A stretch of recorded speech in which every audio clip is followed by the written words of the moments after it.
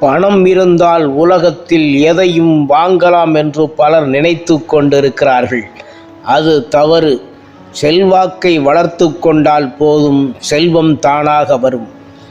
செல்வம் படைத்தவனிடம் அவனிடம் உள்ள ஆட்கள் பணத்தை எப்படி பறிக்கலாம் என்றுதான் அவன் சொல்வதை கேட்பது போன்று நடிப்பர்.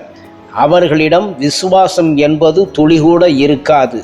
நன்றியுடன் உதவுபவர்கள் யாரும் இருக்க மாட்டார்கள். ஆனால் செல்வாக்கு கொண்ட ஒரு மனிதன் சின்னதாக ஒரு வார்த்தை தொலைபேசியில் பேசினாலே போதும், எல்லா காரியங்களும் தடபுடல் என்று நடக்கும். அதனால் சராசரியாக இருக்கும் ஒரு நபர் தம்மை சாதனையாளனாக, வெற்றி மனோபம் கொண்டவனாக உருவாக்க வேண்டும் என்று நினைத்தால், தம்மை சுற்றி உள்ளவர்களுக்கு உதவுவதன் மூலம், தம் ஒழுக்கத்தின் மூலம் தம் பெயரை வளர்ச்சியடைய செய்து கொள்ள முடியும். நீங்கள் என்ன நிலையை அடையப் போகிறீர்கள் என்பது தீர்மானமாக தெரிந்துவிட்டால், உங்களின் ஒவ்வொரு அடியும் உங்களை உருவாக்குவதற்கு ஆதாரமாக அமையும்.